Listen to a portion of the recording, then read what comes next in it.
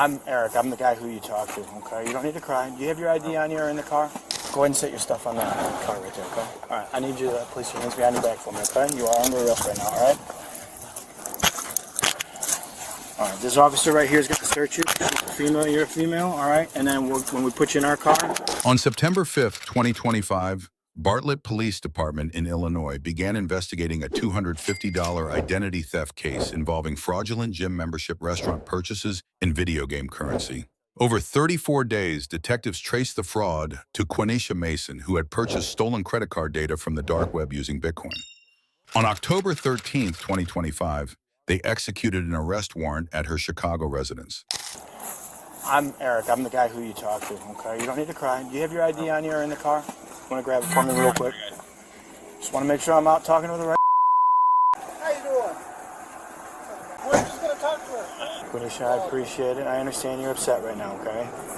Why don't we talk a little bit so the kids can't see us just over here, okay? All right, like I said, I'm going to work with you, okay? Because you're cooperative, you're not giving me a hard time. As long as that stays that way, okay? Come up here. As long as that stays that way, all right? You keep not giving me a hard time, we'll work through this, okay? Like I told you before, I'm a detective with Bartlett, all right? We came a long way to come see you, all right? Obviously, we're here for a very specific reason. We didn't come upon you by chance. But what I can tell you is, I know you didn't kill nobody, okay? This isn't the worst thing in the world, but we have a job to do. We have to do our job here, okay? All right? So if you work with me, we'll work with you, all right? But you are going to be taken into custody today. Now, that doesn't mean that you're going to be stuck in jail overnight, all right? And you need to work with us because obviously we don't want your kids going and hanging out in the 11th District Police Station because you're not going back to the 11th District, you're coming with us, all right? But if you work with us, even if we get you charged, okay, more than likely you're going to be released today on your own recognizance. You're not going to have to pay any bond, anything like that. You'll be able to come back home, all right, and come back and see your kids, all right?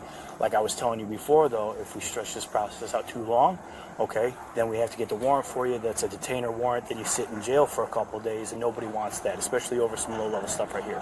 So can we work together, and I can have your cooperation, okay? Yes. I know you said you don't have anybody, but I know there's somebody you can call. My partner, he's locked up, and okay. my mother passed away. I literally don't have Do you have, one right now. do you know your neighbors, your friends? There's got to be somebody. I don't even stay right here no more. I stay around the corner. All right, because the name still says Mason on it. I just moved. That's why I was able to come around the corner. I stay on 12th in St. Louis. 12th in St. Louis, okay. There's nobody at your house right now? Nobody. I literally take care of my kids myself. Okay. Because obviously we might have to call DCFS, and it's not really preferable. So if there's a trusted friend or something like that? I don't have one. And what's the issue? Okay, we'll have a conversation when we're in a more professional setting, okay? All right. I'm giving you an opportunity here because we're going to have to take care of your kids one way or another, okay? All right. There's got to be somebody we can call. You got your phone in the car? I'll let you grab that. I would like to discuss what it's about, but until you can't. We are going to discuss that. Bravo 51, 27 by 5. Right. Could you watch the kids?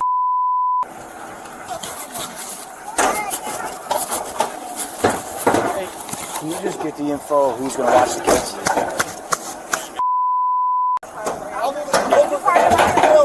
Yeah, they'll park it. Go ahead and jump out, okay? We'll park it legally. All right, so Quanesha, we're going to get the info for who's watching the kids. We'll get a contact number for you. Who are they to you? Those are my neighbors. I'll ring the doorbell. You guys have my number. Here, we'll give it to them. Quanesha, come on this way. All right, come on over here real quick. I want to get you out of view of your kids. 312. I've got your phone number. I just called you. Go ahead and set your stuff on that car right there, okay? All right, I need you to place your hands behind your back for me, okay? You are under arrest right now, all right? All right, this officer right here is going to search you. Female, you're a female, all right? And then when we put you in our car, what we're going to do is we're going to put a belt on you so you don't have to sit on the handcuffs, okay? Because it's about an hour ride back to Bartlett, you understand?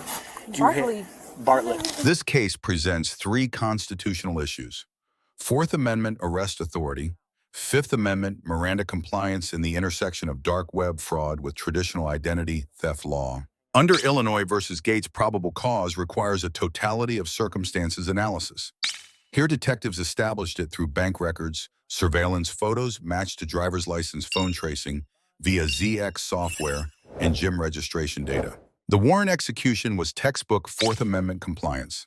Officers attempted home contact first, then made phone arrangements for voluntary return, avoiding confrontation and respecting Mason's dignity while maintaining enforcement authority. The purse search falls under Arizona versus Gantz search incident to arrest exception.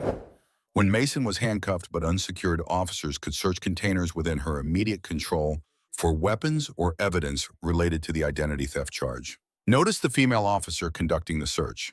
While not constitutionally required, this follows best practices in department policy for same-sex searches, reducing liability and respecting subject dignity. Under Miranda versus Arizona, custodial interrogation requires rights advisement. Mason received Miranda warnings at the station before her interview, not during the arrest. This timing is legally correct. Miranda applies to interrogation, not arrest itself. Mason's confession was voluntary under the Fifth Amendment totality test. No coercion, no promises beyond truthful statements about likely same-day release, no threats. She affirmatively waived her rights and agreed to speak.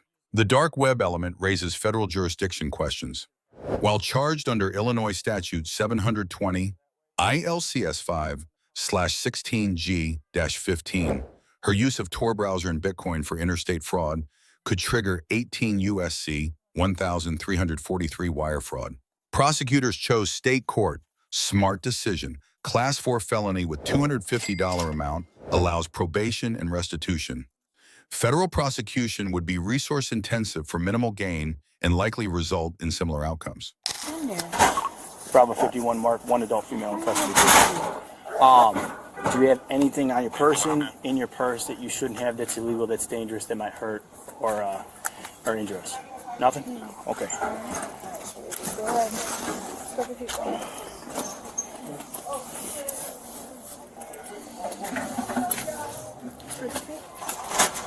Do you have anything in here you need, or you want us to leave it with your neighbors? You can leave it with my neighbor. Okay. I'm going to check it and make sure there's nothing illegal in here. All right. Just cash. You don't need anything in here? No. Just cash and some weed, that's it? All right. What's it? Does she want them to have the key for her car? Do you want some? Your neighbor. Well, I can't. It's an outside agency, so they can do it here, or you can give them to your... Okay. Do you want us to take your keys, or do you want us to give them to your neighbor? I'll take them with me. I'll take them with you? Okay. You We'll take them with Can you us. just lift up your shoulders just You want a me to little lock bit the for door? me? Yeah. Does she have the key fob in there? The key fob is on the car. Where is it at? I didn't see it. It's sitting up in the car somewhere. I'll go get it. I didn't see it. Okay. Yeah, I got the phone. Don't worry about that.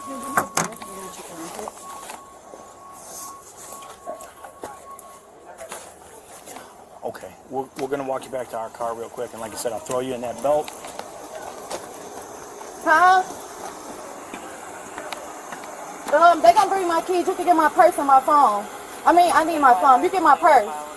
Okay. Hey, Adrian, her purse, can you just give it to him? We'll walk you to the passenger side here. Like I said, we've got a belt we're going to throw on you, so that way you can not sit on the cuffs all the way back.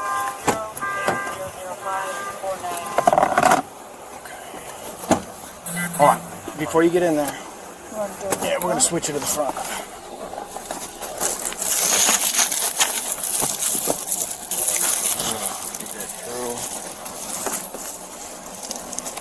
Open this up here.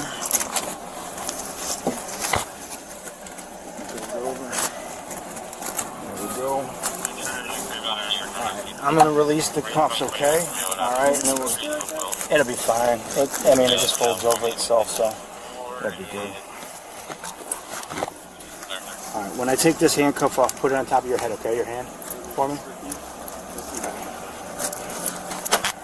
Same thing with this one. Just go ahead and put it on top of your head for me, please.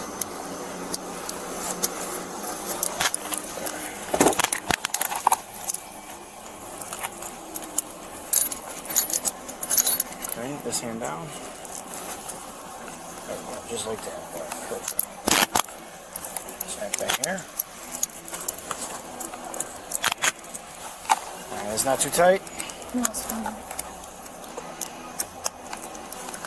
Detective Eric's de-escalation demonstrates Graham versus Connor's reasonableness standard. His force choices, communication approach, and restraint selection were all objectively reasonable given Mason's cooperation. The restraint belt decision is particularly noteworthy, not legally required but demonstrates proportional force judgment. Hour-long transport with cooperative subject justified comfort over maximum security. Detective Eric receives grade A. Legal compliance was perfect.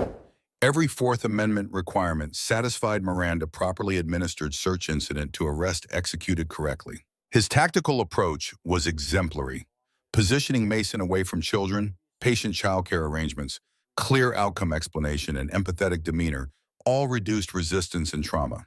Mason receives grade B-. Her cooperation after arrest was total and smart.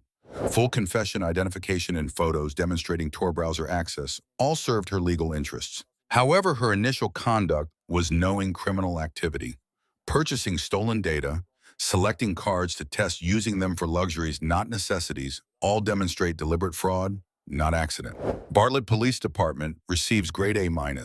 Investigation was thorough, grand jury subpoenas, search warrants, 34 days of methodical work from financial records to arrest execution. The minor deduction reflects resource allocation questions. $250 fraud case receiving multi-detective 34-day investigation raises legitimate priority questions for taxpayer resources. 3 lessons from this case.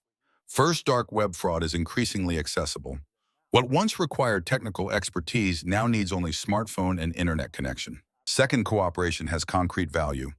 Mason's full confession likely resulted in Class 4 instead of Class 3 felony same-day release and probable probation instead of prison. Third, modern policing requires balancing enforcement with humanity. Detective Eric proved these are not mutually exclusive. Effective law enforcement and empathetic treatment can coexist. For citizens, understand that financial institutions protect you from fraud losses, but identity theft creates criminal records for victims. Monitor accounts regularly. For officers, this case demonstrates that time invested in de-escalation and communication pays dividends.